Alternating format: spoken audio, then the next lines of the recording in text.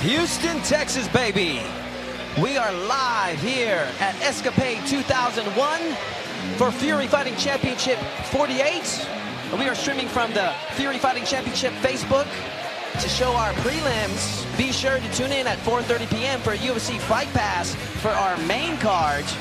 But in the meantime, I am Todd Moore, calling the action here with Brazilian Jiu-Jitsu black belt Michael Alexander, the UFC welterweight Alex Morano, and with our prelims, Alex, tell me, which fight are you looking forward to most? Yeah, we have a great welterweight bout in David Armas, longtime Houston MMA veteran, longtime Fury Fighting Championship veteran, and he's fighting a young and up-and-coming Santiago Guzman.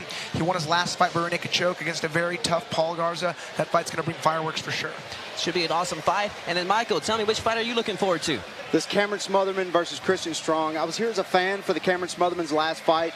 He got knocked out, but it was a really quick flash knockout. A stoppage a little bit early, in my opinion. He jumped right back up and was ready to fight. He's got his hands full. Christian Strong, very hungry, making his pro debut. So I'm really looking forward to this fight. I think Cameron Smotherman's got a rich future in this business, so looking forward to seeing him take it out tonight. Should be some awesome prelims on Fury Fighting Championship 48. Be sure to tune in at 4:30 p.m. on UFC Fight Pass to check out our main card. We will see you then. Good afternoon, fight fans, and welcome to Fury Fighting Championship 48. Williams versus England. We'll be going live on UFC Fight Pass at 4:30, but we've got one hell of an undercard for you. We're to get that underway right now. H-Town, if you're ready for your opening contest, let me hear you make some noise. I think y'all can get a little louder than that. I said H-Town, if you're ready for your opening match, let me hear you make some noise! Please welcome to the blue corner, Christian Lopez.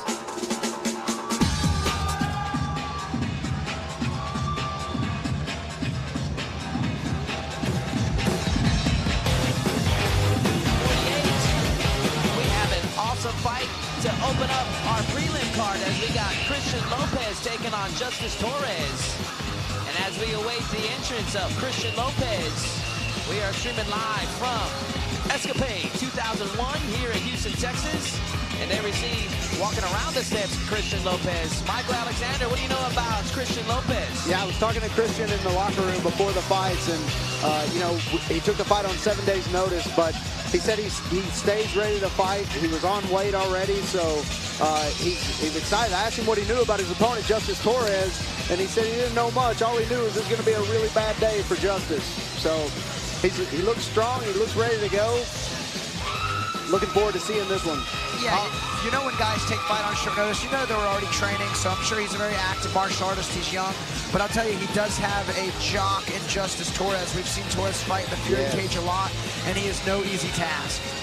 Calling the action here with, well, UFC welterweight Alex Morano, Brazilian Jiu-Jitsu black belt Michael Alexander, and I am Todd Moore. We are glad to be here at Fury Fighting Championship 48. There we see Christian Lopez getting his final touches. I'm not sure if he forgot his mouthpiece or what's going on here, but we see the four-time Fury FC vet. Oh yes, I see the judge right there motioning that he forgot his mouthpiece. Well, and they'll figure that out once we get the walkouts going with his opponent. Trying to get those pro debut jitters out. So mistake number one learned, or lesson learned already for Christian Lopez. Please welcome to the red corner, Justice Torres.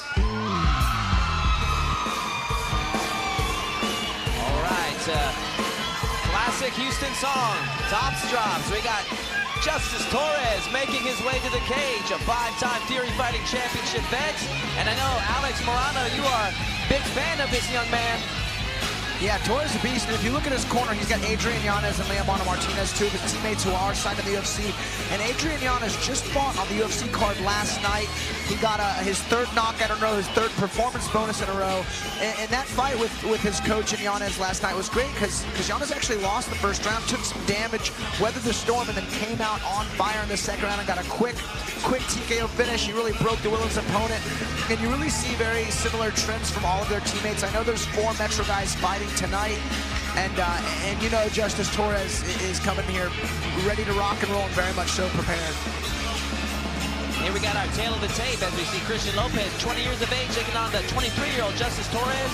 Weights even, 3-inch height advantage for Christian Lopez, in addition to a 3-inch reach advantage. We'll see how that comes to play in this fight. Justice Torres with the final touches, and he is ready for action.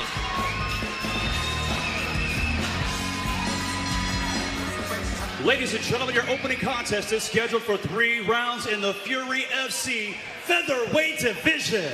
Introducing first, fighting out of the blue corner. This freestyle fighter stands 5 feet, 10 inches tall in weight and officially at 143.2 pounds. Fighting out of Houston, Texas, today he makes his professional debut. Introducing the Cannibal, Christian Lopez. And introducing his opponent across the cage, fighting out of the red corner. This mixed martial artist stands 5 feet 10 inches tall in weight and at 143.4 pounds. Also fighting out of Houston, Texas, he holds a professional record of 1 win, no defeats.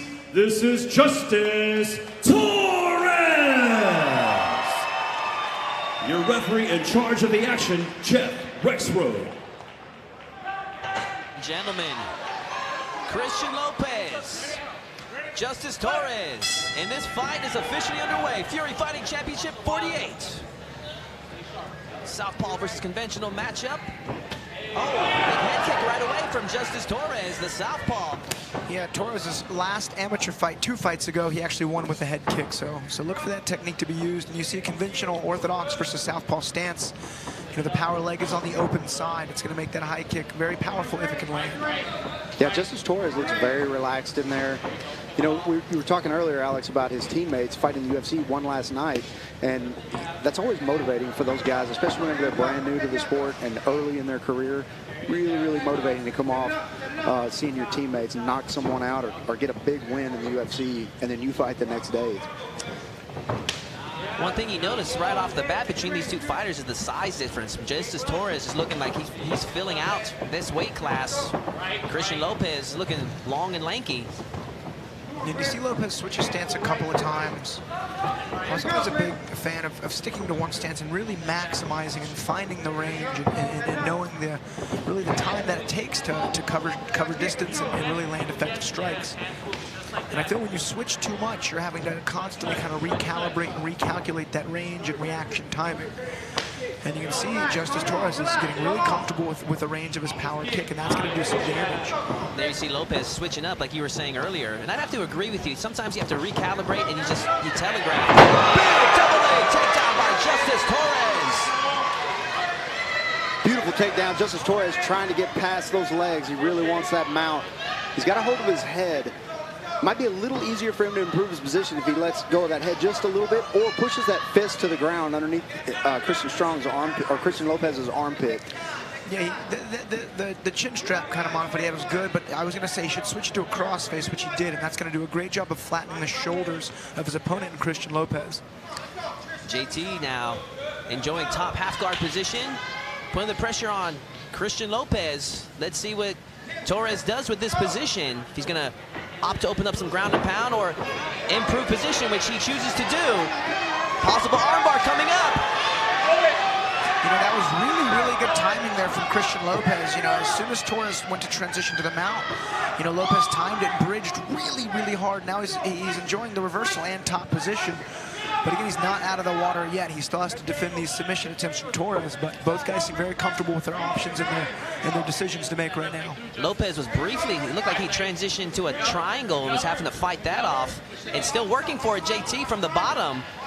Lopez doing a good job of keeping his shoulders square, preventing any angles from Torres to set up a submission.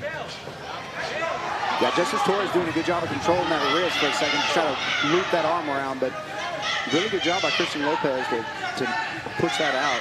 You know, another aspect that I'm admiring of Lopez is Torres' guard is open. You can see Justice is really trying to get up, and Lopez is actually pressing his hips in to maintain top position. Yeah.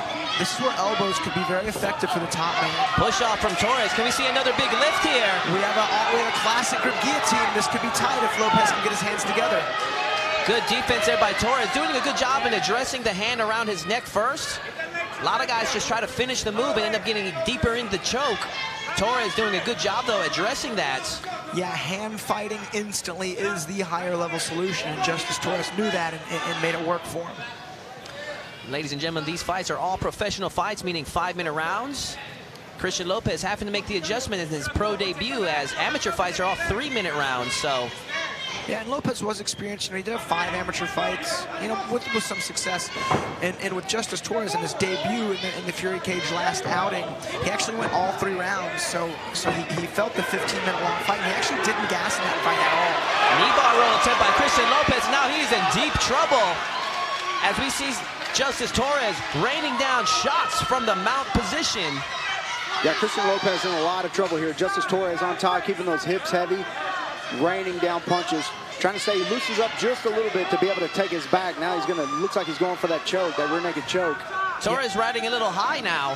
Yeah, Justice needs to focus on his position and get underhooks and try to get his hips a little bit lower so he doesn't slide off the top. Lopez going for the back door. We got 20 seconds left. What can you do with this scramble?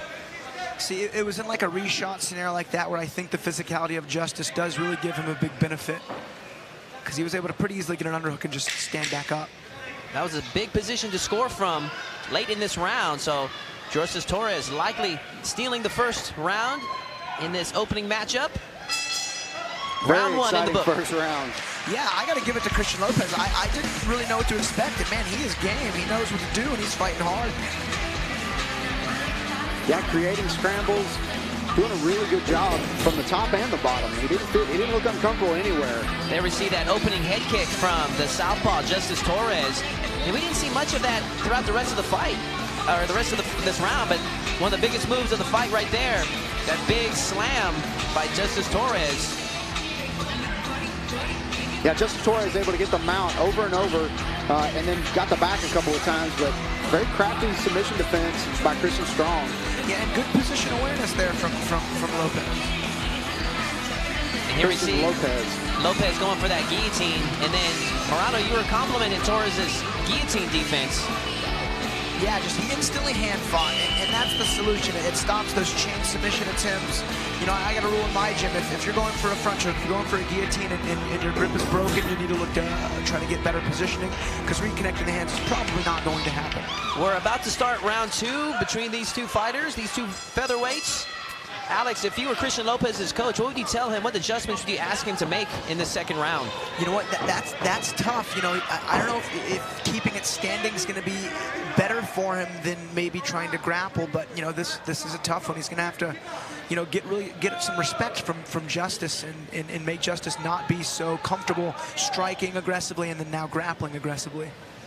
And then we see this unique mounted position there by Justice Torres, kind of like a pretzel position where he's got his legs entangled, and that just wraps up the bottom person, wraps up their hips. Yeah, it's very similar to a leg drag guard pass, but Justice's right leg is in more of like a leg lacing position. Oh, big elbow there by Justice Torres. And in the pro division, elbows and knees to the face are legal. A small adjustment Christian Lopez had to make here in his pro debut. Yeah, Christian Lopez doing a good job of creating scrambles, though, from those positions. He looks like he's in trouble for a second, and he's able to create a scramble pretty quick. Yeah, Justice is doing a great job keeping his hips ahead in these scrambles and then finding good opportunities to land some damaging strikes. Yeah, they're not working out for him, but they're not working out for Christian Lopez.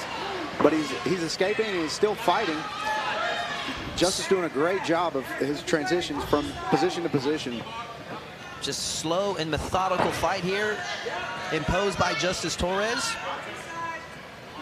Yeah, if Justice does look to crash in and pass the guard, notice the positioning of his hips. He's doing a really good job, again, staying ahead and really making his opponent carry his weight. Saw a big left there that got the attention of the crowd. You can actually see Lopez on bottom is hand fighting Torres on top. We saw Torres do the same thing earlier. I think Lopez needs to try to, you know, pull Torres' hands down, exit his head, and try to get back up to his feet. Going to guard was not the move right there. Once again, we see Justice Torres now enjoying top half guard position.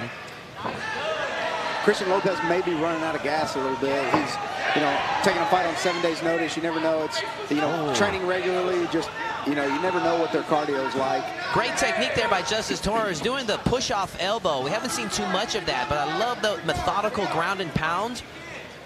I mean, those elbows to the face, I mean, some guys like just kind of brush them off as far as like, oh, just being like a weak technique. But no, I mean, that stuff will do its damage. Yeah, absolutely. And then notice how Torres is using his hips to control Christian's hips on bottom. It makes it so hard to get up. And, you know, Michael, you were talking about maybe Lopez running out of gas. I mean, he's having to carry the weight of a very athletic and active Justice Torres. That will certainly gas you. Oh, yeah. Even if you're in a full camp, that gasses you. Yeah, for sure. No wasted motion by Justice Torres as he stands and is looking for looping overhand rights from the standing guard position. I like how Justice Torres is controlling those feet to make sure that those up kicks aren't effective. These punches are doing damage, but man, there is no quit in Christian Lopez. He's looking for a way out. He's looking to defend. People may not understand, but Lopez is expending a lot of energy just trying to defend just this onslaught from Justice Torres. Position after position, strike after strike. I think we're going to catch a stoppage here in just a few strikes. Referee Jeff if he takes too many more of those. Stops this fight. Justice Torres improves to 2-0 with a TKO ground and pound victory over the double tough Christian Lopez. You know, Justice Torres put on a masterclass of positioning and ground and pound, and very much so earned that TKO victory. Absolutely, and kudos to Christian Lopez, man. He's very tough. Took all those elbows. As soon as they stopped him, he jumped right back up and went over and congratulated Justice Torres. Yeah, and his face is not too busted up. I mean, Lopez did a good job at this fight, especially taking it in so short notice. Yeah, I bet he's a little foggy, though. Take a look at some of the highlights from this fight. There we see the failed knee bar roll there by Christian Lopez. But the story of this fight, Justice Torres is dominating every position. A very patient fighter. You know, he hit some huge left hands. They'll show it in just a second here, but it was really the standing punches that I believe did the most damage. Just perfect positioning from Justice Torres. Seemed like he was never out of position to throw those punches and was never in trouble. Oh, slamming the head that we were mentioning earlier. Those push-off elbows. Those were the punches. They were big ones. And it was right there. That was the tide of momentum that Torres needed to earn this finish. I mean, he was using wrist rides. He was transitioning from half guard to side control to the mount to the back. And that was very high-level grappling right there. Let's go to the Ladies decision. and gentlemen, referee Jeff Rexroad calls for a stop to the action. 2 minutes, 26 seconds into round number 2. Declaring your winner by TKO, Justice Torres!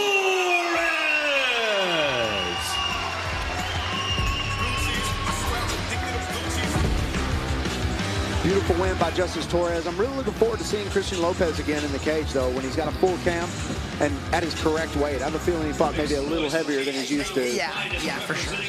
H-Town to UFC, newly signed Mana Boy, Leomano Martinez, and fresh off a victory last night, Adrian Yanez.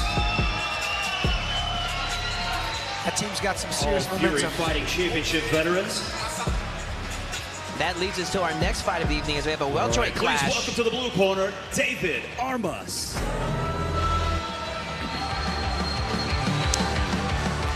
And as we await the entrance of welterweight David Armas, he's going to be taking on the double tough Santiago Guzman here at Fury Fighting Championship 48. Be sure to tune into UFC Fight Pass at 4:30 p.m. Central Time. And there we see him making his way, the 7-time Fury FC veteran, David Armas. Michael Alexander, what do you know about this welterweight fighter? Man, David Armas, I know Alex has talked about him a little bit in the pre-fight. I know he's a scrappy guy. I know he's really well known around these parts. Alex, you probably know more about him than I do. Yeah, he's fought 2 of my teammates. Thankfully, my guys are able to pull out the victory both time. But David Armas, you know, he's got a lot of fights. He's coming up on 30 pro fights. You know, he's got a record of 9 wins to 18 losses, which is not the best record. but he would fight anyone, anytime, anywhere, and he's rarely been finished. That's one of his 18 losses. He's made Williams finished once or twice. He usually gets ground out by decision, usually in the wrestling and grappling department. In the fights that he's won, he finishes. I know he's got a couple of flying knee knockouts. In his last victory in Fury, he actually guillotined a really skilled striker, and the guillotine was deep, I'll tell you. And he actually hurt the guy with the knee, and then went to that front choke. And I know he's taking this fight short notice, and he's actually fighting a weight class up. There we have him, David Armas, ready for action. Please welcome to the red corner, Santiago Guzman.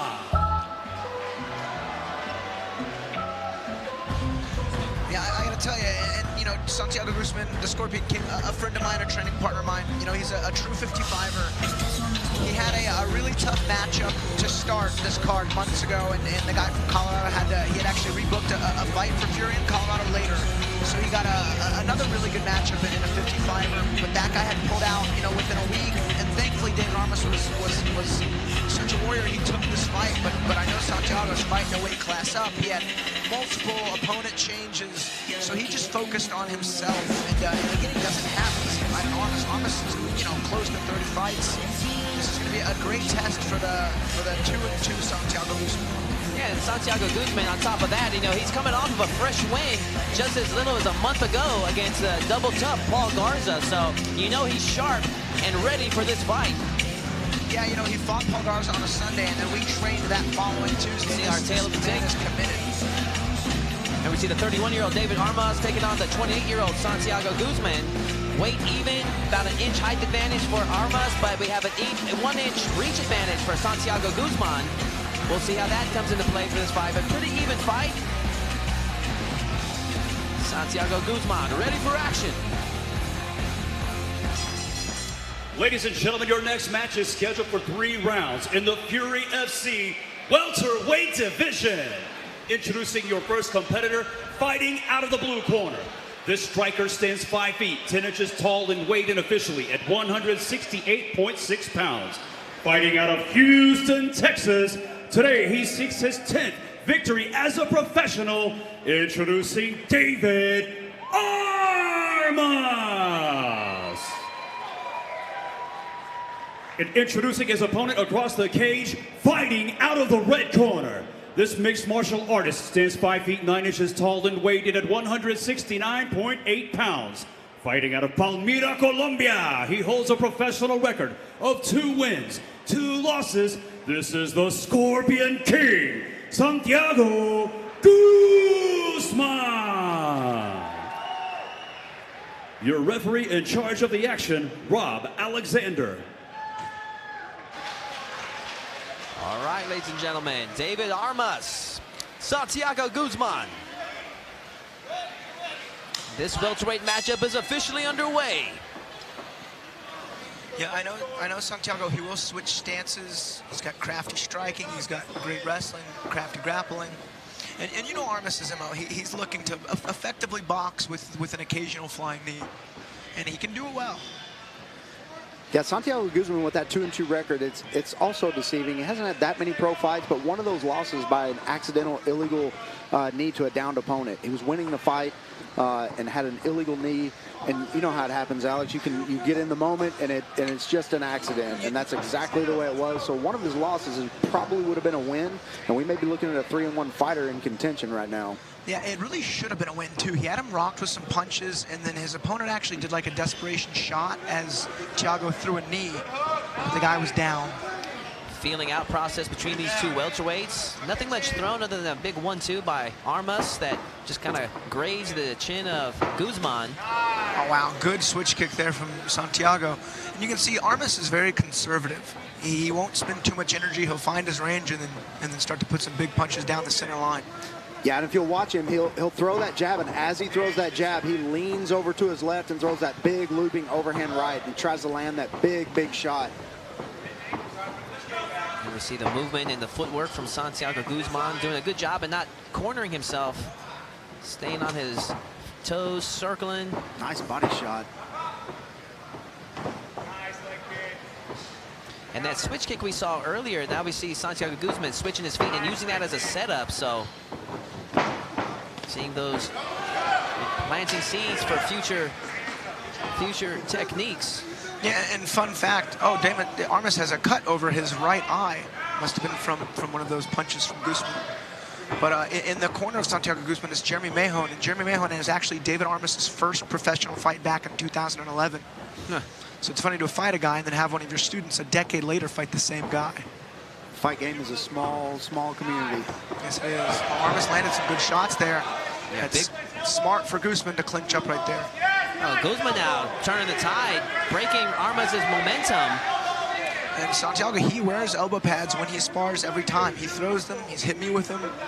It's the only way to get good at elbows is you got to do them in the training room, and he does. Yeah, and elbows in the training room are such a it's so dangerous. You got to be really, really careful because those elbows will cut you open faster than anything. Well, you know, and they have pads for them, but I've not seen a good design yet. There we see some good close range work there by Armas himself, but Guzman answers back now. Guzman got him hurt. Guzman insisting and working that tie clinch and doing a good job with it, but Armas himself countering back. Big 1-2 there by Guzman. Guzman needs to stay tight. This is what Armas wants. He wants a firefight. Yeah, if you want to go in there and brawl, David Armas is your guy. He'll go in there and he'll just start throwing bombs from both sides. This is a very good close range fight, something we don't get to see too often. It's a technical, close striking matchup. Oh, big uppercut there by Armas. That got Guzman's attention. David Armas said something to the ref. I think he may have claimed an eye poke, but I don't think the ref thought it was valid enough to call a break. Santiago Guzman putting a lot of pressure on David Armas right up against the cage. Single leg attempt there by Guzman, but there was a cage grab there by Armas that the referee didn't call him on. Elbows there. Guzman now swinging away, lands a big knee. Does he have Armas in trouble? Both guys showing some wear and tear on their face from this phone booth fight they're in right now. Man, Armas is a tough customer. Look at him coming back. Yeah, even when they're separated, Armas is doing a good job of staying in Santiago Guzman's face. Just under a minute left in this welterweight clash between David Armas and Santiago Guzman. So I know Santiago wanted a very gritty first round, and he's banking on Armas' his lack of a fight camp to get him tired, but he may not need the second round. Thiago's really putting it on in the clinch. Guzman now with the momentum. Can he get a finish? He's got 30 seconds left. He's got the pressure on Armas. This is certainly one of the scenarios where the later this fight goes, the more advantageous Santiago is going to have in getting the win. Yeah, Santiago Guzman's trying to manage his output right now to make sure that he doesn't get tired himself. And you know, Armas is known for sometimes coasting in the later rounds when he's on the ground. 10 seconds left, and these two are finishing strong. These guys do not want to go to the second round. No, they don't. What a fight. Wow. Excellent round. Round one in this welterweight matchup, ending with some fireworks. Both guys cut open. I'll tell you, our cornermen, our cutmen, they're going to have their work cut out for them in this second fight. Take a look at some highlights from this opening round between these two welterweights. There's that switch kick from earlier in the fight. And this is one of the few rounds where I've seen the majority of the techniques was all from the tie clinch. There we see some of the short-range strikes by Armas and Guzman. Man, Armas did well in the clinch there. He's doing good with his dirty boxing in the clinch. Yeah, dirty boxing, reaching over those hands and doing damage to the face. Doing really, really well.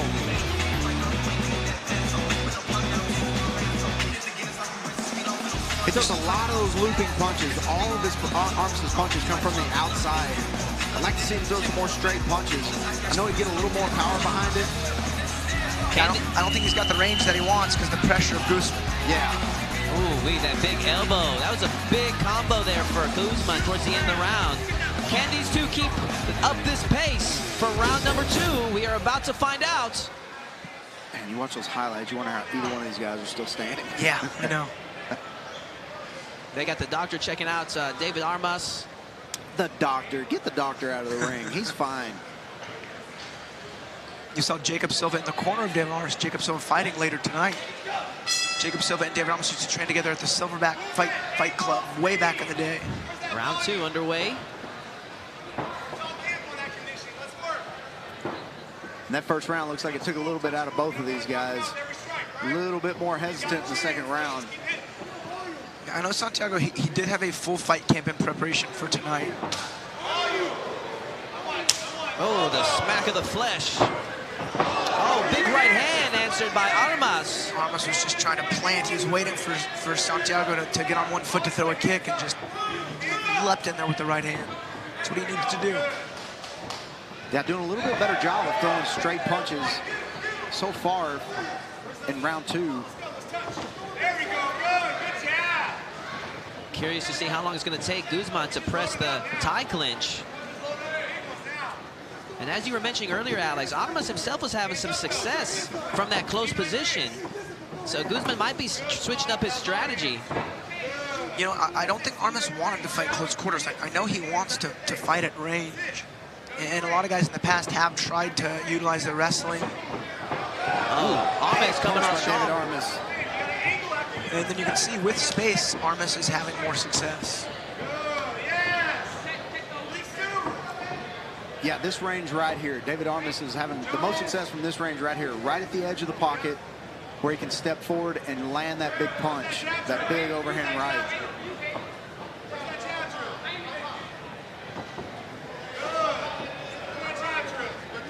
So if you were Santiago Guzman's coach, would you be screaming at him right now to try to close the gap, close the range? You know, they're asking for the jab and then the split. I think they're trying to bait Armas's, you know, jab out and perhaps split the punch with the jab of their own. Armas doing a good job, you know, angling his knee and getting a bit of a check going for some of these low kicks. Yeah, David Armas is just walking Santiago Guzman down. He's not getting out of his face. He's not giving him any space. He's putting a lot of pressure on him. I think Santiago Guzman's best bet is to get David Armas back up against that cage and be in control there. Hang on him, make him carry his weight, whatever he needs to do. And Santiago, he's got a more conventional Muay Thai skill set in the clinch, using elbows and knees, where Armas was just looking to dirty box. Both guys had success, too, in the clinch.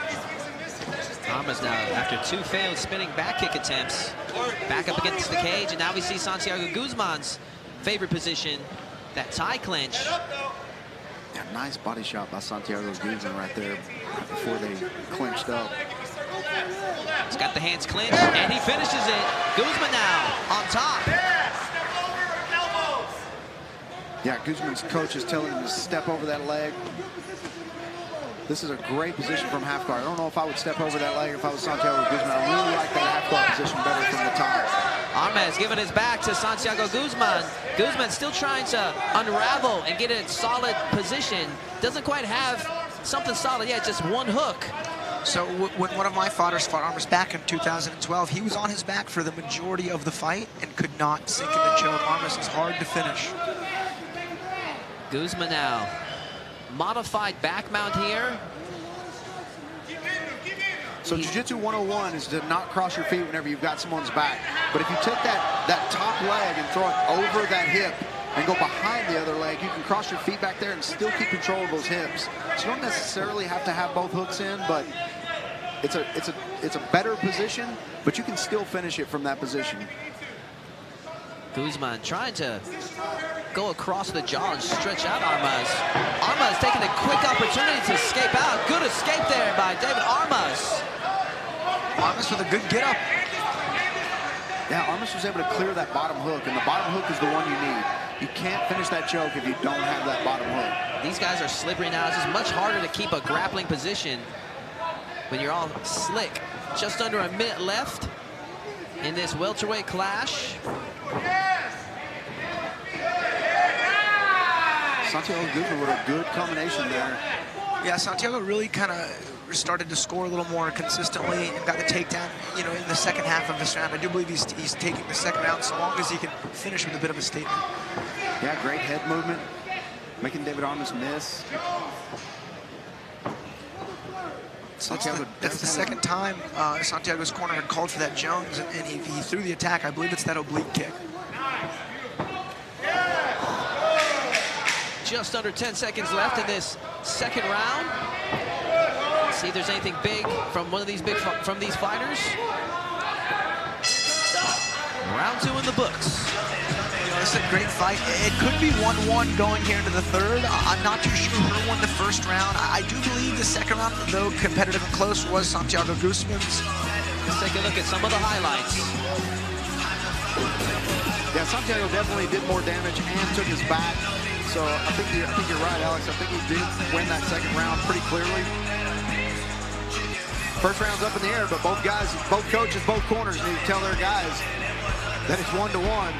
Round 3 may take the winner. Big takedown here by Santiago. Got on top, and that's where the jiu-jitsu started. Good, quick scramble by Armas. And he came up firing. It was a good knee and a good uppercut. Yeah. Very impressive escape there by David Armas. Clearing the arm, popping back up to his feet. Yeah, I feel like almost in the past we would have seen him accept bottom position. I mean, it was a very good get up there from Armas. So, third and final round in this welterweight clash. Rondo, you said you think it could very well be 1-1? Yeah, if I'm ever unsure, then you got to tell your fighter, you know, they lost it. You know, just so they don't coast, they don't get too comfortable. A lot of respect between these two guys. Armas choosing to fight southpaw to open up this third round. Let's see if he does something with that. A lot of times I see fighters switch up and then really nothing much comes of it. A decent left hand there landed from Armas just a second ago. Yeah, those leg kicks every time will make you switch stances for at least a few seconds, just to get that leg away from that kick leg.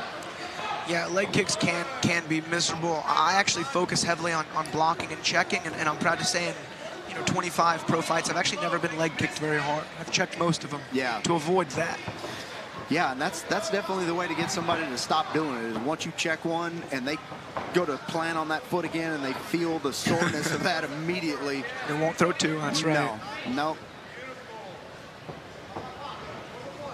Looks like both guys trying to manage their output again. Very nice. Rarely seen crescent kick. Yeah. I actually was just griping at a guy recently for throwing one in sparring. I was like, you don't see them in MMA. Stop throwing them. Sure enough, Yeah. Santiago's here proving me wrong. Likely no consequences were of that one, but If the top of your foot hits an elbow, it's going to do some damage to your foot for sure. Yeah.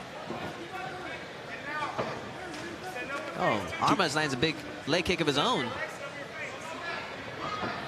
I'll say Armas looks more fresh here in this third than he did in the second. Yeah, he does. And I was just about to say, Santiago, his mouth is open a little bit. His hands are coming down just a little bit. He looks like he's staying active. His footwork's still good. But he looks like he's trying to create some space to make sure that he doesn't have to engage as much with Armas. So he is fighting Armas, who did ask for this fight to be at welterweight. You know, Santiago was planning on a fight at lightweight at 155, and he either could fight Armas at welterweight or not fight at all. And I believe he chose, naturally to fight, which is awesome, but he's definitely the smaller of the two. Yes, definitely. Quick counter there by Guzman. And Armas is not an everyday welterweight. He's fought the majority of his fights in his career at lightweight, and he's even fought as low as featherweight at 145.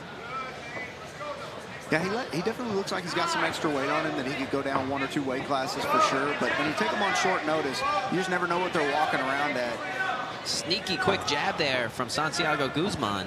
And Armas is trying to call him in. Yeah, Armas is game, man.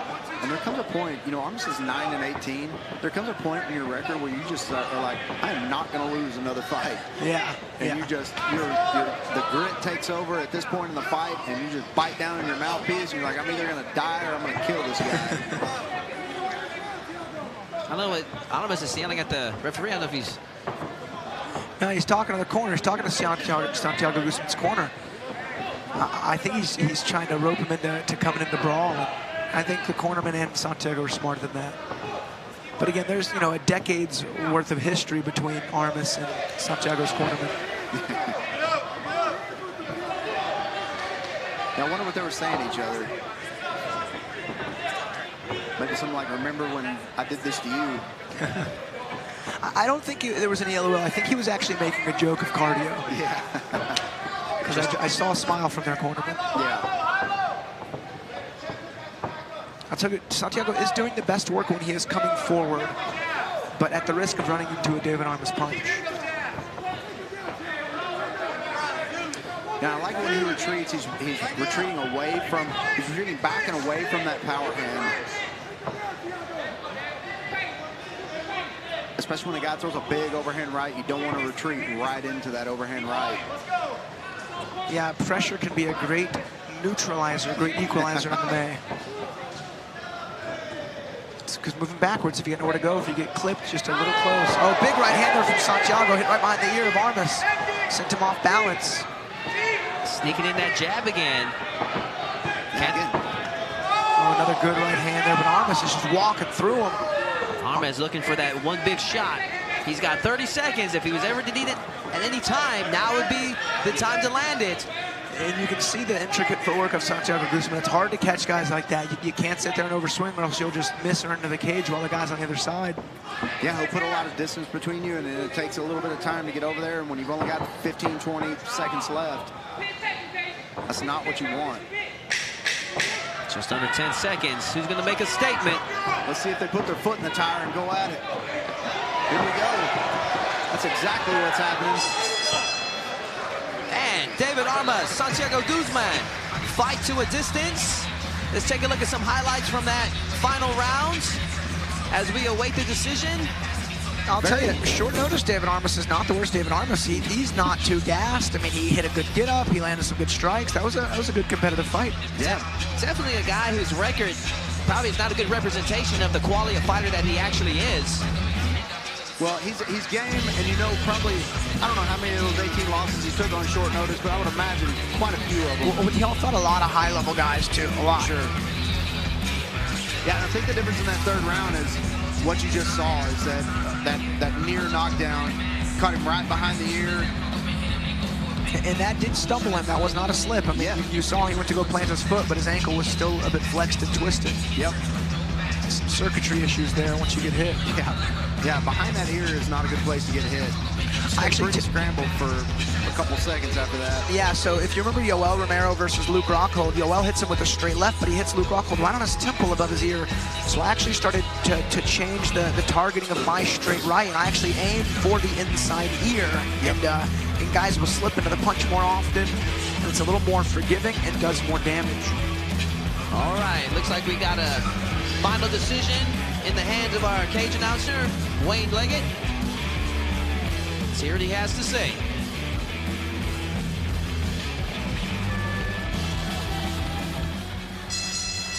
Ladies and gentlemen, after 3 rounds of action, we go to the judges' scorecards for a decision. With scores of 30-27, 29-28, and 30-27, your winner by unanimous decision, the Scorpion King, Santiago Guzman. Nice, great fight, great win there for Santiago Guzman. He had a lot of trials to get over this week. And you see David Armas with representing a good cause, the Free Cuba cause. You know, both guys show a lot of respect, both guys with a really competitive fight. I mean, that fight delivered everything I think we were expecting. Yeah, really competitive fight. Great job by Santiago Guzman. I do think they got it right. I do think he won that. And I don't think it's wrong to give Armas, you know, either the first or maybe the third round. You know, that was a great fight, very close. When they said 30-27, I was certain it was Santiago because he won that second round so handily. Please welcome to the blue corner, Mason Ellis. All right, ladies and gentlemen, we have a flyweight matchup here in our Fury Fighting Championship 48 prelims, as we have Mason Ellis making his way to the cage. 7-3 as an amateur, 1-1 as a professional, looking to get back on the winning track here, as his last fight was in March of this year, a loss against Austin Bashi. Yeah, he lost that fight by submission, but had a 24-second knockout in his pro debut. He fancies himself as a wrestler. He fights kind of tall and leaning back, but he will change levels whenever you start to close the space and take you down. Yeah, we're going to see a contrast of physical styles. You know, this guy's an athlete. He's short, he's very muscular, and his opponent in Jonathan Davis is long and very crafty with his movement. And you know, 7-3 as an amateur, that's a very decorated amateur record. That's a good amateur record, and that's a lot of experience. And we see Mason Ellis ready for action.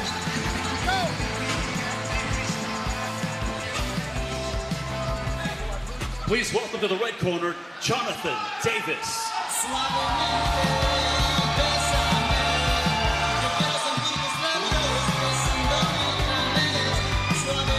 Here we have, about to make his way to the cage,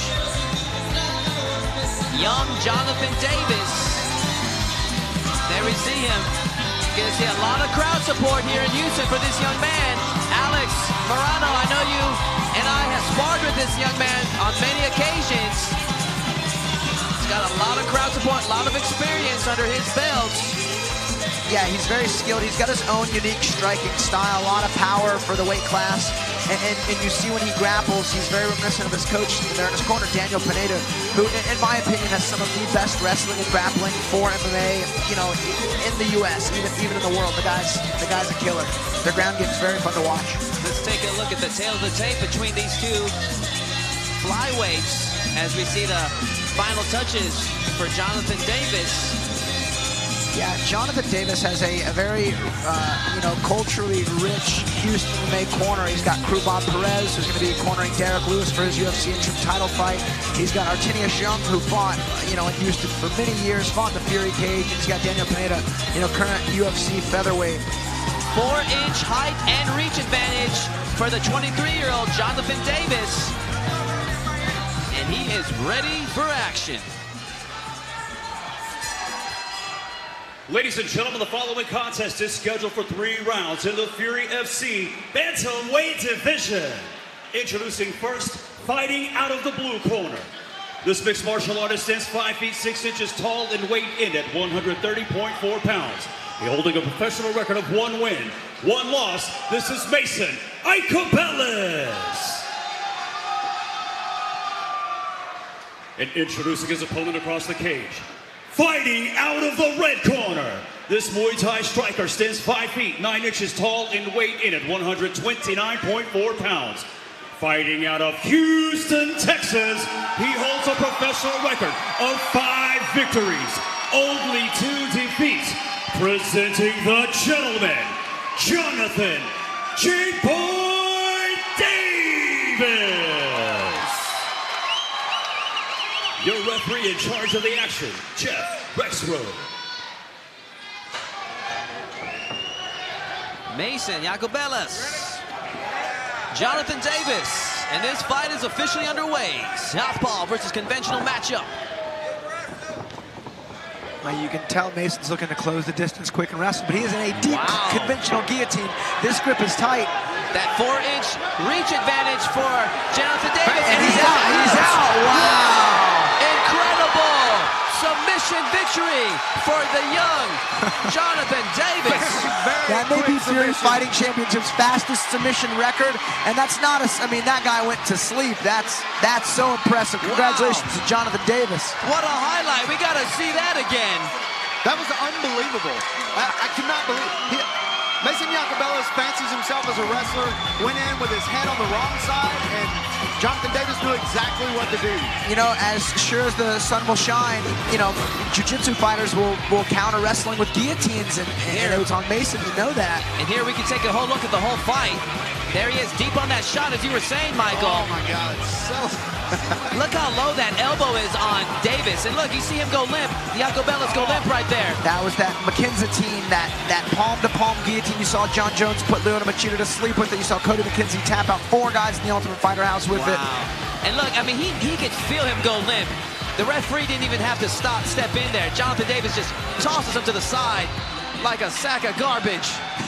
So I wonder if that's Jonathan Davis' favorite submission attempt. I saw him finish a guy with a 1-arm Kimura. It was unbelievable. And it's funny, his coach, Daniel Pineda, is known for that 1-arm Kimura. You know, Daniel Pineda, when he had the run of the PFL, you know, also attacked a guy with a guillotine, a vicious high elbow guillotine as such. And man, I tell you, the grappling of that team is a sight to behold. Let's go for the final decision.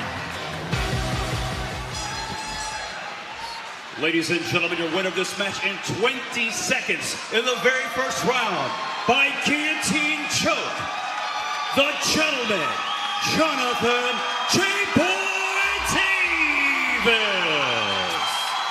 Big big victory for Jonathan Davis. Luckily, Mason Ellis is up and about, moving around. He is okay. And submission of the night already for Jonathan Davis in our third fight of the evening. Give Jonathan Davis 2 boxes. That was unbelievable. Yeah, and the odds of a submission happening faster than that in the Fury cage probably will not happen. I mean, I would be very just knockout and Fury's fastest submission. And you know J-Boy's got the #1 position there. That was awesome to see. The guillotine, the second most common submission to be finished in MMA, right behind the rear naked choke. Yeah, Mason Ellis, you know he learned a big lesson there. Head placement whenever you're going in for that takedown. You know, and it's a 15-minute long fight. You could take your time. You can set those shots, those positions up. Please welcome to the blue corner, Christian Strong.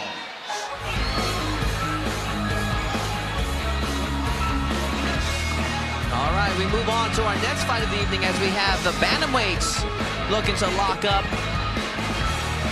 As we have young Christian Strong looking for a successful professional debut as he takes on the double tough Cameron Smotherman. That Christian wins as an amateur. Both wins were by decision. So he's going the distance, of course, in a 3-minute round. We'll see how he reacts to a 5-minute round with Cameron Smotherman. Yeah, Smotherman's young, super experienced. He's out of that Metro Fight team, so I'm sure we'll see Adrian Yanez and Liam on in his corner again. And you know, when you have multiple fighters on one fight card, you know, you're all training together, you're building cardio together, the morale is high. You know, when your coach goes and fights the UFC and wins, you know, there's a lot of momentum leading into it. So I'll tell you, Christian Strong's got his hands full in his opponent, Cameron Smotherman. Christian Strong coming off of a 2-year layoff. His last fight was in September of 2019. It's a unanimous decision victory over Nathan Fahey. As an amateur, he's 2-0, looking to take that momentum into his professional debut. And he's going to take on a tough individual in Cameron Smotherman. Yeah, Cameron Strong showing some strong cauliflower on his right ear. You know, he may have had more than just 2 amateur fights, but because, you know, making that jump to the pro ranks, you can't go back. Your record is now permanent. And this guy looks physically ready. This will be a great fight. Christian Strong, ready for action. Please welcome to the red corner, Cameron Smotherman.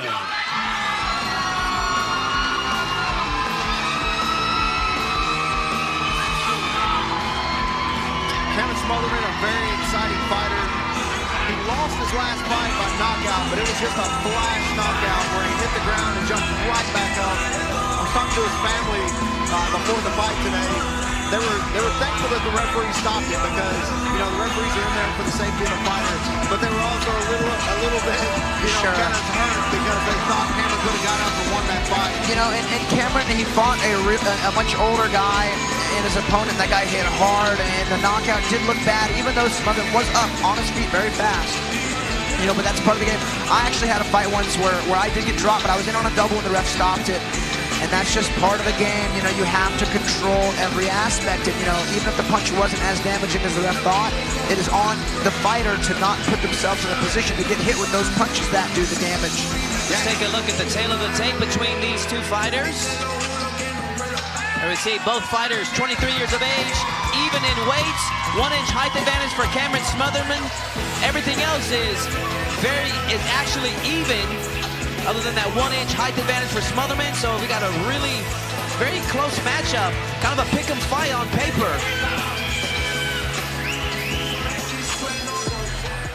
Ladies and gentlemen, your next match is scheduled for 3 rounds in the Fury FC Bantamweight division. Introducing first, fighting out of the blue corner. This wrestler stands 5 feet, 7 inches tall and weighed in at 135.6 pounds. Fighting out of Everett, Washington. Today, he makes his professional debut. This is Christian Strong. In introducing his opponent, fighting out of the red corner. This striker stands 5 feet 8 inches tall and weighed in at a perfect 135 pounds. Fighting out of Houston, Texas, he holds a professional record of 2 victories, only 1 defeat. This is the babyface killer, Cameron Smotherman! Your referee in charge of the action, Rob Alexander. Christian Strong. Cameron Smotherman. Rob Alexander, the referee, no relation. And this fight is officially underway. Smotherman versus Strong. Yeah, Strong looks like a physical specimen. We've seen Smotherman many times here since we've been streaming live on UFC Fight Pass. Beyond his years in composure and patience. Yeah, he's also a very durable guy, and in a lot of his fights he has been dropped, but he jumps right back up and starts, you know, he's won a couple of fights after being in a lot of trouble. I'll tell you, you see the All-American tattoo on Strong. I did not see that prior. That is some serious wrestling credentials. I can see now why the guy went pro with only a few amateur fights. And he's only 23. He's probably, you know, fresh out of college. And we'll see, but he's putting quite a bit of pace and weight on Smotherman now. It's going to be a good experience for both fighters. Smotherman needs fights like this for his growth as a pro. And as you were mentioning earlier, Alex, that All-American or USA Wrestling tattoo on the shoulder of Christian Strong, that's definitely a wrestling tattoo. Smotherman's finding some success with his hands. He's getting a smile out of Strong. Smotherman now throwing down. That jab of Smotherman's already busted the nose of Strong up. Once again, Strong looking for the takedown. This time he scores. And just exceptional control of Smotherman's hips as Strong shoots it on that double. I think Smotherman should stay away from those knees because it's going to close that distance between their hips and usually end up in a double leg. Yeah, he needs to push that head away from him as far as he can get it. And that's the thing, Christian Strong had 2 amateur fights, but they were 2 years ago. I mean, Alex, how much have you improved in the last 2 years? And so especially as a young fighter, you know, you just never know what the skill set does in a 2-year period. He might have been, you know, he might have been good then and great now after a 2-year layoff and just training solid for 2 years. I don't know the details of what his training schedule is, but looking good so far. And seeing his tat and his style, I would imagine he was wrestling at a high level. I mean, it looks like that's his skill set. When they say he's from Washington, you know, that's a hotbed for high-level wrestling. As a judge, the things they would tell us to look for is that takedowns only mean something if you make something happen with it. If you just take the person down and just kind of lay on top of them, they really kind of account for not much if the person on bottom can negate that and get back up. So all of Christian Strong's victories, those 2 amateur victories, were both by unanimous decision. It wouldn't surprise me if it was a lot of just ground and pound, a lot of lay on top. So yeah, just like this, just grinding it out, just making Cameron carry his weight. Yeah, this is what Smotherman needs, to pressure with his straight punches. Smotherman needs to make this a mixed martial arts fight. Don't let Strong turn this into a grappling match. You see Cameron kind of loading up that knee, getting ready for that takedown attempt again. I think Smotherman's best bet to avoid Strong's effective shots is actually using his jab and keeping that range and making Strong think he's got to cover too much distance and not shooting. Yeah, every time Christian Strong steps into that pocket, Cameron needs to put a fist right in his face. And he's doing it. He's doing it. That lead hand very well. Lead uppercut crosshair by Smotherman. Being very careful, measuring his shots. Doesn't want to give up the takedown. And making his punches nice and long. Yeah, making them nice and long. I like to see him feint just a little bit more, just like he did just now. But the feint just a little bit more, and you get a little bit of a head start on that takedown attempt. Man, that speed on that shot by Strong, I mean, that's high level. And you can see Strong was waiting for Smotherman's hips or legs to elevate, either on a kick or a knee, to shoot the double, to close that distance. And he's had a lot of success there. I think Smotherman should really stick to that long-range boxing, that low-stance boxing. Surprisingly, it's just under a minute left. To me, this feels like a really fast round of this story unfolding between these 2. Yeah, it's a real contrast of styles, and we've seen Smotherman able to be so smooth with his movement and his strikes, but when you have such a pressure fighter, a Crowder and Strong, it can be difficult to do. Man, these guys are so hard to deal with, even in training. A guy who's got high level wrestling, Man, they just wear you down. And Strong needs to be careful now. He scored the 2 takedowns, but how much damage has he really done in those 2 takedowns? Yeah, I got a big smile on my face. Smotherman's in bottom open guard, and he's landing the more effective ground and pound strikes. You have to wonder, how are the judges scoring that? Right now, Smotherman's getting the better of this exchange, even though he's on his back. So, you know, normally I would give the striker all the credit, but Strong got him down, advanced his position, and has been attempting. I think that's a strong round because of the takedowns. Smotherman is 100% fresh. He knows what to expect here in the second round. Round 1 in the books. Let's take a look at some highlights here of Christian Strong versus Cameron Smotherman. Very even fight on paper, physically, between these 2 fighters. And this is that, I believe, that first takedown attempt that Smotherman successfully was able to avoid bad position. Yeah, I'm looking at the corner of Strong. He seems fresh, maybe a little fight fatigued, but one thing I know these D1 wrestlers can do, they can be dead tired and still very effectively wrestle. We saw Gregor Gillespie do that to Carlos de Oliveira in his last fight. He was dead gassed, but still wrestling with some conviction. You know, it's like when they get tired is when they'll look to shoot, you know, and not give up. And Smotherman, he's standing. He walked to the corner, kind of shaking his head. So, Alex, if you're going to give that one to Strong, I'll go ahead and give that one to Cameron Smotherman. I felt those elbows. I didn't see Strong do very much from the takedowns. Those takedowns, you know, do account for. However, I didn't see much damage done with those takedowns. You know, I like it, Todd. And you actually had, you guys, so if you don't know, Todd actually went through the refereeing course and has done all the studying. So his opinion is definitely more studied than mine. Refereeing judge course from John McCarthy School in Las Vegas. Really helps give you a different perspective on this game. I'd always recommend all fighters to go to a judge or referee's course just to know what the judges are looking for. You know, one of my favorite kind of psychological aspects in fights is Smotherman putting a good combo on.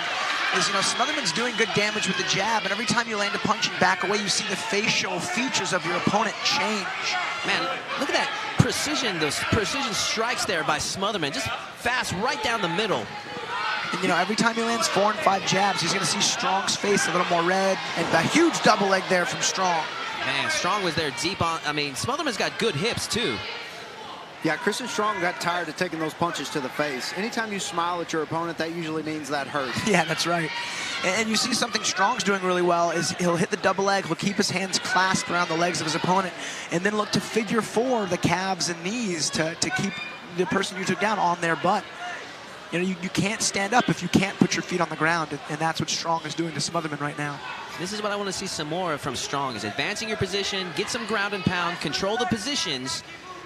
I don't think he was able to get very much damage from these positions in that first round.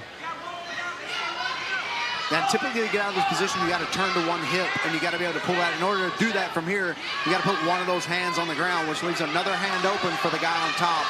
And usually they're delivering punches during that time when you're trying to scramble up to your feet. That's right. Man, you can see Strong just trying his hardest to keep the legs of Smotherman contained. And Smotherman's doing a good job posting and elevating his hips. Like we talked about earlier, Alex, his corner telling him, push his head away, get his head away. Smotherman desperately trying to get to his feet. Strong just on him like white on rice, not letting him advance. And, you know, this body lock ride from the backside, that's effectively the referee's position in wrestling. Those wrestlers know how to hold it. Can Strong score another takedown? Smotherman doing a good job working that underhook and pummeling inside, and earns a break. Yeah, that high shoulder from that underhook for those wrestlers, pushing on that in that shoulder, perfect head position. Smotherman's been active. This is where that 2-year layoff from Strong could come into play, because Smotherman has had multiple MMA fights in the last 6 months alone. Oh, he's been active. And you know Smotherman trains super consistently. He's young, he's excited, because he does not look tired in the slightest. He's just as sharp as he was in the first. And these are some pretty heavy wrestling exchanges. And those punches Cameron's landing are in the perfect spot. They're landing perfectly. They're landing right on the temple, right on the chin. Right on the temple, right on the chin. And these are just pepper shots right now. Eventually, he'll be able to load up on one. He'll get in a position, he'll be able to load up on one, and we'll get to see what kind of chin Christian Strong has. And the only reason I'd say Strong maybe unofficially won the first is because he's not just taking him down and sitting in guard. He's looking to pass, and he's looking to hit. This is the type of positions that's going to score points. When you dominant positions like the mount and back mount, and then scoring some good shots from it. Christian Strong doing a good job not trying to get that other hook in while he's up against the cage. A lot of times the fighters, just like Cameron's doing right now, will use the cage to make sure you can't get that hook in. If he would have tried it, he would have been sitting on his butt. Cameron would have came over and he would have been on top. Somebody's busted up right now. It's the nose of Strong. I was just looking closely, and his nose is just dripping some blood, probably from those jabs of Smotherman. Yeah. Half guard position now from the wrestler. This is a wrestler's favorite position to land some ground and pound. Yeah, for my students, when we get takedowns, I tell them to hunt the half guard. You don't got to advance too much. Just get to top half, and you can control the hips. There it is, that figure four around the legs. And there is a knee bar, a double knee bar from that position that Strong could go for right now. Man, I'll tell you, I use this figure four maybe more than any controlling technique, and it's really hard to tap guys with those. Maybe in the gym, but in a fight, I think Cameron will be able to just really move his hips and not make it do much damage. Hard for you, Alex. Very true. I'm only half joking. As we see, Strong now trying to work Smotherman in position. Smotherman muscles his way back to his feet. Strong's got Smotherman's arm pinned. If he can get a lift and a dump, he could do some damage on that left side. That Cameron Smotherman, because he's going against this wrestler, he needs to be at one of those legs flush up against the cage and down in that crease between the mat and the cage. Use the cage as kind of that third leg. Those last 2 minutes, that's what I need to see from Strong for me to give it a definitive Strong round. Yeah, that's fair. You know, this is a pretty classic tale, striker versus grappler. Smotherman's definitely doing the damage on the feet and even, I'd say, on the ground. But Strong is using effective wrestling. Here we see some of the highlights from round 2. So, unfortunately for Smotherman, he just gets, the reaction he gets from Strong is just, it's almost like he's just walking through his strikes. It's just a smile. Yeah, so far Cameron just has not had an answer for those takedowns. Yeah, Strong's definitely here in enemy territory now, fighting the Houston native. You know, it could very well be 1-1 going into the third. It could be. If I was Smotherman's coach, I would tell him to treat it like it's 2-0 for your opponent and just come out swinging. Yeah. There was a time that Smotherman ever needed a knockout. Now is the time. Possible high drama here in round 3 of this bantamweight fight between Christian Strong and Cameron Smotherman. And I love the demeanor of Cameron Smotherman. Still didn't take his seat, standing up, talking to his coaches. Fresh as can be. To be 23 again. I don't know how some guys can do that. I was 23 fighting, and I was never that fresh. Third and final round, we see a little bit more enthusiasm by Smotherman in this round, a little bit more urgency.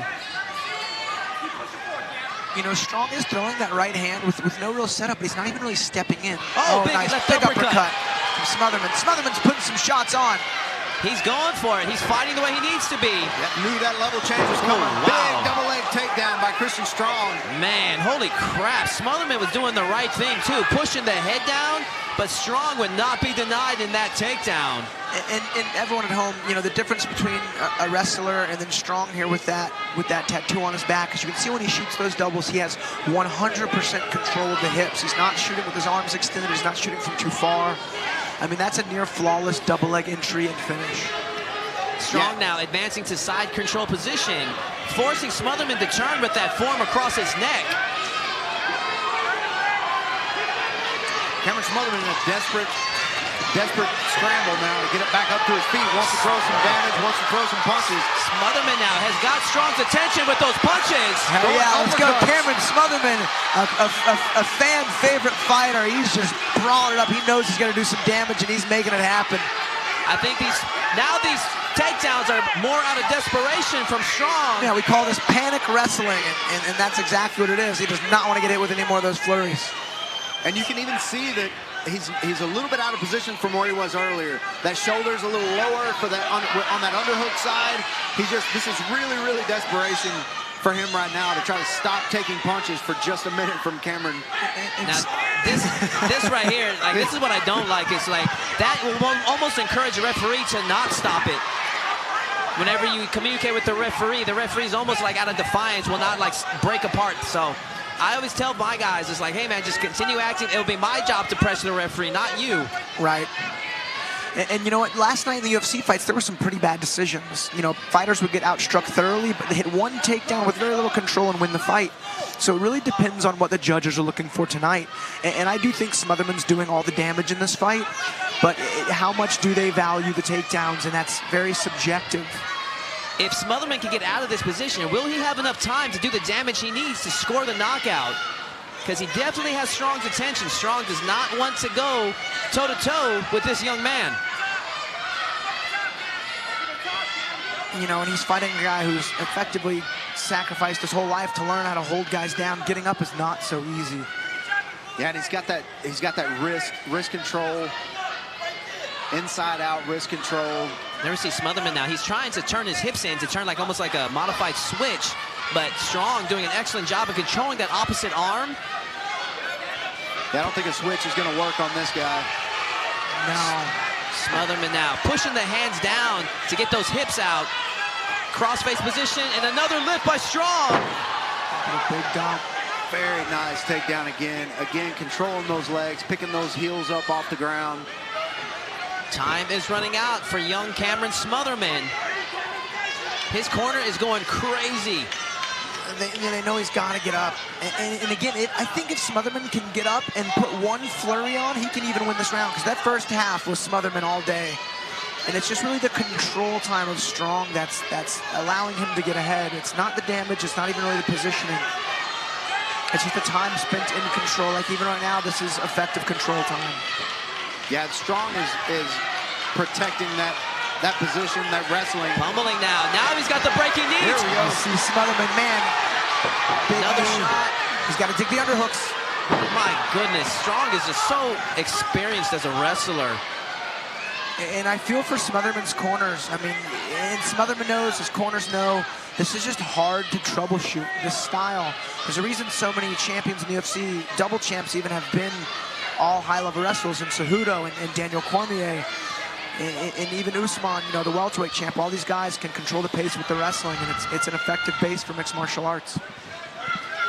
Just under 30 seconds, and it's looking like Christian Strong is trying to ride his way to a decision victory. And you know what, Cameron Smotherman at 23 years of age, he's going to get a lot of experience from this type of a matchup. And he had his success in a couple of, you know, defending a couple of takedowns in this fight. But just the wrestling experience of Christian Strong, just too much. Yeah, Christian Strong going for that submission now and trying to deal out some punishment just to put an exclamation on this round. And this fight goes to a decision between these two young bantamweights that I'm sure we'll be seeing a lot more of here in future Fury Fighting Championship events. Let's take a look at some of the highlights from that final round. Yeah, I think the majority of the highlights are going to be Smotherman putting some combos together. I'll tell you, Strong finished that third round strong, on top. I want to see that lead uppercut again by Smotherman that got the attention of Strong. It's a dangerous left hand from Smotherman. Never see that well-timed double leg takedown. And as you were saying, Alex, I mean, just great control. There's that lead uppercut by Smotherman. Followed by a rear uppercut. I mean, oh, yeah, Smotherman was ready for that takedown a couple of times. The sprawl was just non-existent for him. I mean, that's tough. You know, it was the underhooks. Like right there, if Smotherman had really tried to lift with that right arm, you know, maybe he could have. And then, you know, hip save. And understand what Smotherman was trying to do. He's trying to get the pressure of the referee. But as I said, that typically has the opposite effect on the referees. Like, they almost out of defiance are like, no, I'm not, you know, you can't control me, so I'm not going to do what you're requesting right now. And they're rarely going to reset you whenever the person that is on the outside is just throwing knees. While he was doing that, while Cameron was doing this, you know, Christian was steadily throwing knees into his thigh.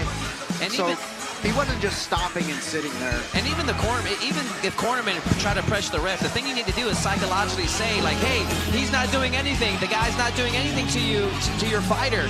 And the referee will hear that. And eventually be like, maybe this guy isn't doing anything. Maybe I should restop it. But to talk directly to the referee is a mistake on both the corner and especially the fighter. Yeah, I think if there's any outside, persuasion, and maybe like a crowd booing heavily, but we didn't hear that. Honestly, that was a fantastic fight. That was a wrestler versus boxer, and that was entertaining. And even the takedowns were big. He did a good job with the figure four.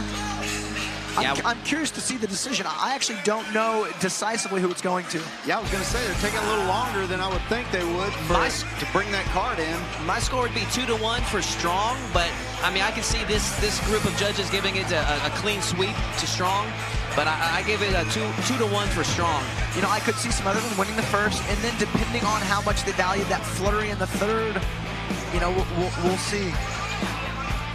Yeah.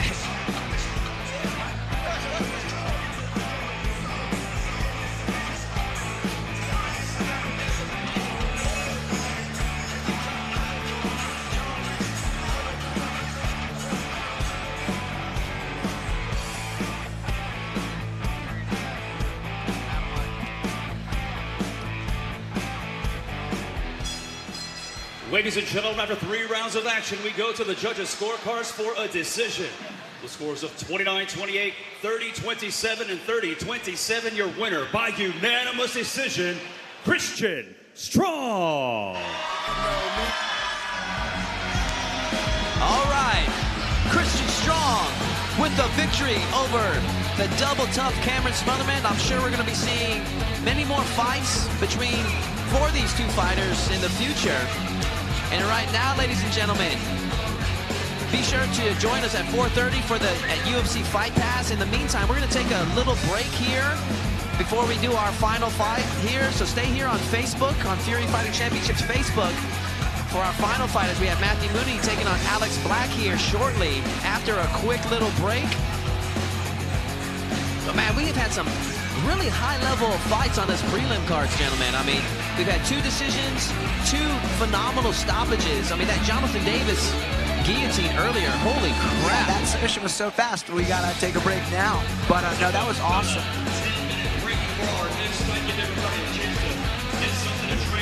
All right, ladies and gentlemen, so stay with us here on Fury Fighting Championships Facebook.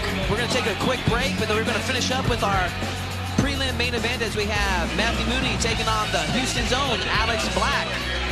And that's coming up here shortly. There's a reason why these two are the main events of our prelims, the most 2 experienced fighters on our prelim card. Yeah, Alex Black's been in the mix for a while. He made a comeback fight in the last Fury show. And then our main card at 4:30 on UFC Fight Pass. We'll see some of our upcoming fights on the Fight Pass.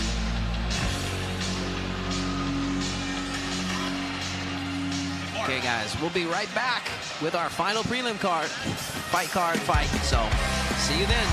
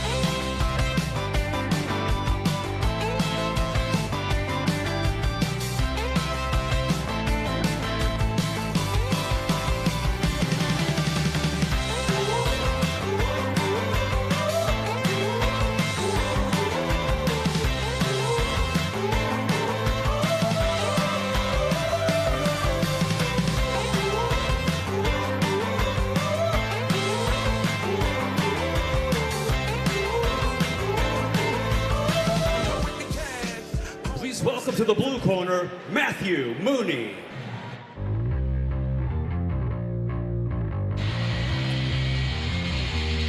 All right, ladies and gentlemen, welcome back to our Facebook prelims here for Fury Fighting Championship 48. I am Todd Moore calling the action with Michael Alexander and Alex Morano as we await the arrival of Matthew Moody here in our main event of the prelims. Michael Alexander, tell me about Matthew Moody. Man, he's been off for a little while. Hasn't fought since 2016. But in the fights that I saw, he really loads up on his punches. Really hard puncher. You know what? I'll give him credit. If there's anyone that can appreciate this ring music, it is Alex Morano, because this is the type of that music that you play all the time at the gym. Yeah, I couldn't agree more. I'm big in the metal scene, and I can appreciate a little bit of Pantera action. Making his way to the cage, Matthew Moody preparing for his matchup here at lightweight against the double tough Alex Black.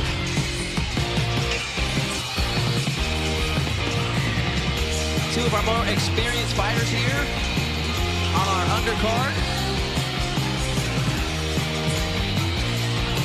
Yeah, Matthew Moody coming out to Pantera DFW band.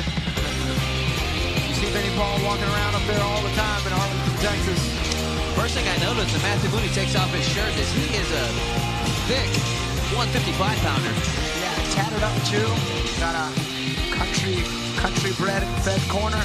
Just a scary-looking individual. Yeah, this will be a fun fight. You know, you got power striker versus Alex Black, who's like a ninja, good off his back, got real elusive striking. You know, both guys with a lot of legacy fighting experience, which is pretty high level for being a more local and regional set of pros.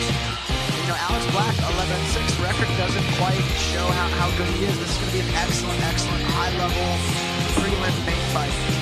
They receive the final touches for lightweight Matthew Moody as he prepares for battle. Matthew Moody, ready for action.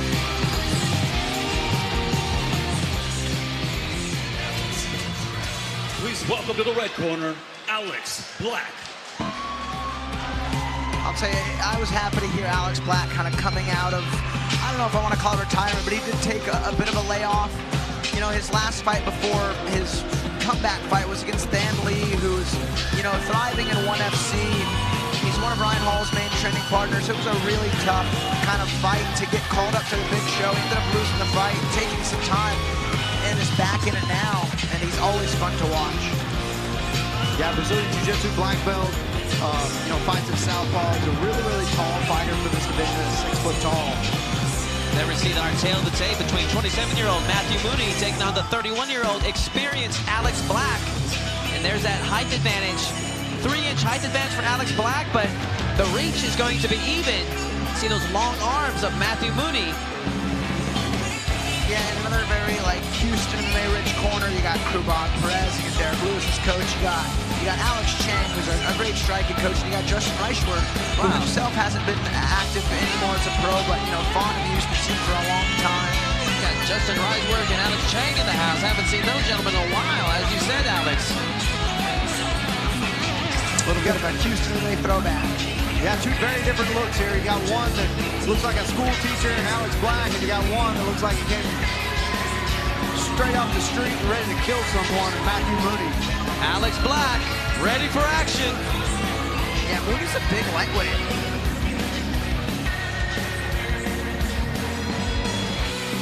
Ladies and gentlemen, the following contest is scheduled for 3 rounds in the Fury FC lightweight division. Introducing your first competitor, fighting out of the blue corner. This jiu-jitsu specialist stands 5 feet 9 inches tall and weighed in officially at 154.5 pounds. Fighting out of Vidor, Texas, he holds a professional record of 5 wins, only 2 losses. This is Matthew Moody.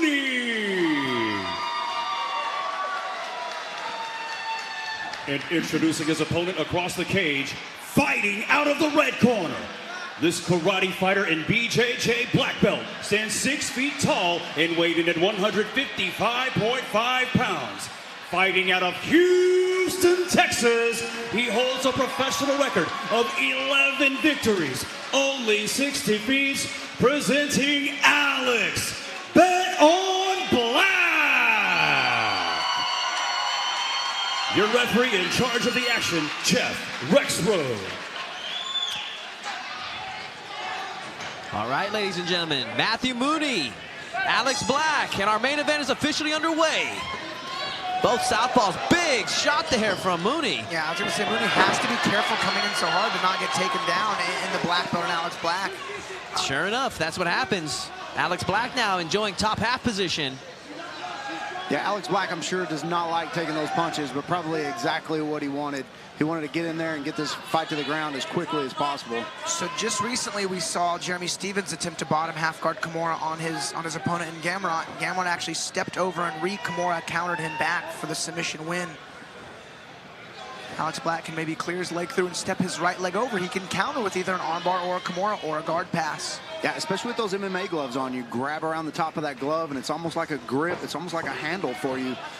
Really, really easier than you would think, especially in MMA, to reverse that Kimura. Haven't seen that in a while. Stack pass there, attempt there from Alex Black, but Mooney doing a good job in re-reversing it, but still ends up in guard position. Yeah, you can see Mooney actually making the right choices and what techniques to apply to defend and counter, but it just seems like Alex Black is doing it at a black belt level, opposed to whatever level Mooney is at, which I'm not sure. But again, Black's doing a good job, you know, really staying on top. I think Mooney needed to be way more patient on the feet. He kind of gave that takedown up a little easy. This is Alex Black's second fight from his comeback. I mean, he had about a 4-year layoff and then came back in our previous Fury Fighting Championship and lost by a rear naked choke. And, you know, coming back from that long of a layoff, you know, you got a lot of ring rust to shake off and get your fight feet, you know, your sea legs underneath you. And I think this is going to be the fight that we see the old Alex Black from. Yeah, and he fought Alec Williams, who's actually headlining tonight's show. He didn't have an easy comeback fight by any means. And Alex Black, I believe, won that first round, was threatening some really deep submissions and just maybe got a little fatigued. And Alec Williams was able to use his style to win that fight. But you see Alex Black doing a beautiful job staying active in the guard with punches, and now to another pass. Yeah, very dangerous position for Matthew Mooney, giving up his back to Brazilian Jiu-Jitsu black belt Alex Black. The one hook in by Black. Black doing a good job there. And, well, I was going to say not getting too high, but Mooney's kind of forcing that. And now he's got the second hook in, Alex Black. Yeah, you saw Mooney try to use his left hand to clear Alex Black's hook, but instead he elected to grab his head to try to shake him off. But as soon as he'd stopped defending his hip, Black got his hook in, which allowed him to quite literally hook himself to the back position. And the stretcher position, Black trying to stretch out Mooney, but Mooney with those strong hips doing a good job. And there's that ankle lock submission when you cross your feet that you were talking about earlier, Michael Alexander. Yeah, Alex has got to be careful here. If Matthew Mooney switches his legs, he is forgetting about the neck, though.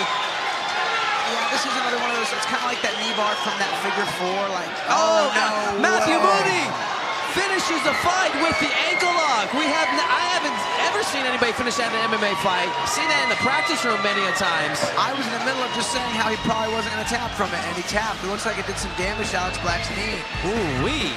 If we get a replay of that, we can talk you through how those crossed feet, you learn that the hard way in the practice room, and Alex Black just getting a little overzealous in this fight, just forgetting about the feet. What a wild undercard for Fury FC 48. We see a 10-second put-to-sleep guillotine. We see a guy with his back taken. Never saw that. In an ankle lock. And a Brazilian Jiu-Jitsu black belt at that. You know, Alex, I'm telling you right now, Alex Black, this hurts Alex Black's pride more than it hurts anything because he knows better. Dang. Yeah, those are the ones that you're just like, damn it, I know better. And you know, they used to say never cross your feet, but recently John Donaher had released the defense to that. If you cross your feet and they figure four and start to bridge, you actually just push their head over their hips and they can't bridge as you look to saw your feet out of position. So I cross my feet all the time knowing I can escape if this happens. And as you guys are watching, Moody figure fours his legs over Alex Black's crossed feet, and you can see Mooney's hips are pushing Alex Black's right ankle into his left ankle, and you can see it's going to be Alex Black's left knee that ends up taking the brunt of that damage. Ooh-wee. Yeah, then it becomes a race. Can I choke him faster than he can Look at Alex Black's left put pressure knee on there. his ankle? Oh. Oh, he stretched it out. Oh, there you see You can see it protruding. My goodness, and that puts pressure on the knee, ladies and gentlemen. When you stretch that toe out like that, that's like an inverted heel hook.